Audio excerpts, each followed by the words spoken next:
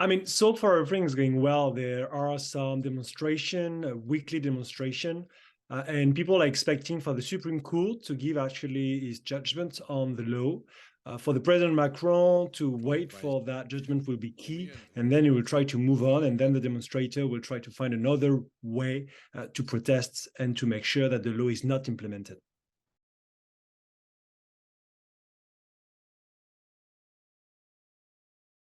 I think President Macron had two key priorities going to Beijing and Guangzhou. The first one was to send some key message to China regarding the war in Ukraine. And second one was to try to display a sense of EU unity. And that's why he brought the president of the Commission, von der Leyen, with him. I would say it's a partial success, not to say a partial failure, because the messages conveyed on Ukraine has not been very tough. They were quite general, and for sure, China did not move an inch from its official position, something that was to be expected. Second, in the sense of EU unity, you may have had some kind of mismatch in terms of communication between von der Leyen and Macron, but at least he tried, he went there, and it's quite important to keep engaging China.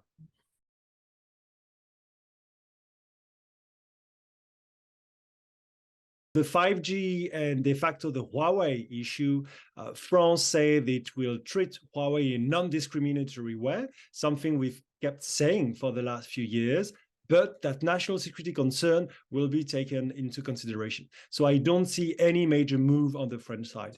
The overall problem, I would say, from the purist perspective, is how to combine both rebalancing our relation with China upward, that is to reduce our trade deficit, to have more reciprocity between China and France, and at the same time, de-risking, that is a new European concept that is about diversifying our trade relations to reduce our vulnerability on China.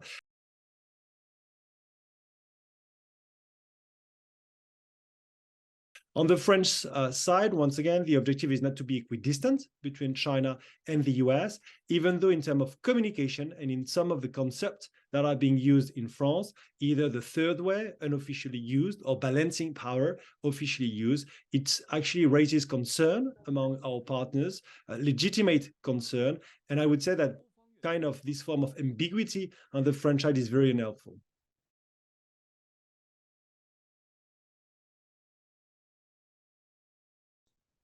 Sure. So once again, there is a renewed military dialogue between France and China. There is no per se military cooperation. So there might be some criticism because in terms of optics and communication from a European perspective, from a US perspective, is not going in the right direction. I think the French will argue that dialogue is better than confrontation and that it's in no way an endorsement of China's practices.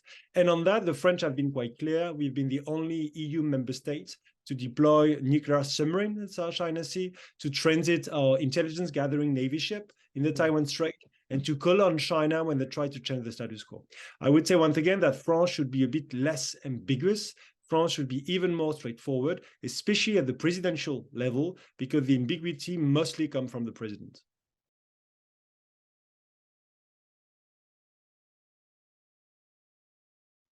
I think the EU divergences are not that big. There has been, over the last 5 years, an unprecedented coordination effort at the EU level. We came up with a strategy in 2019, labeling China the cooperation partner, an economic competitor, and a systemic rival. And we've designed some tools. Yesterday, an investment screening mechanism, today an anti-coercion instrument, tomorrow an European strategies of security that will enhance, of course, that EU coordination, the leverages we may have against and on China. So I would not say there are huge divergences. We all agree that decoupling per se is impossible. Decoupling being just to stop trading, to stop having relation with China. And we prefer de-risking being, once again, to diversify our trade partners.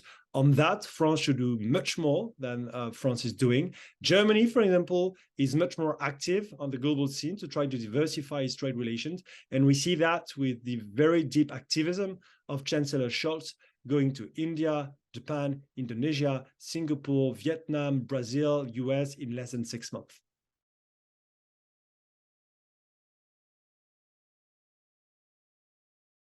I'll be quite straightforward. I think that visit will have no impact on the Chinese position on the war in Ukraine, especially since China has presented clearly its position late February 2023 and has presented it once again at Xi Jinping level during the state visit to Moscow.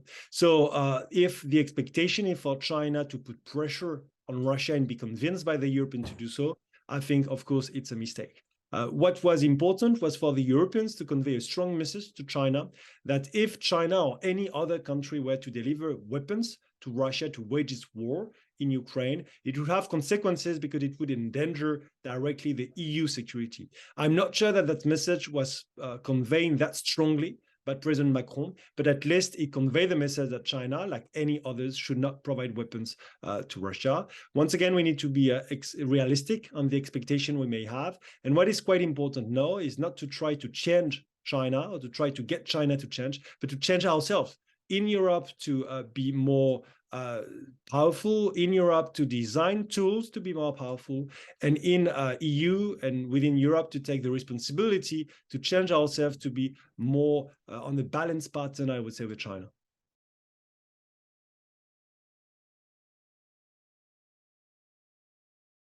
For sure, there might be kind of a mismatch between the international communication and the domestic communication with the political instability currently underway in France. Yet, I do not believe a second that French foreign policy is going to impact domestic politics.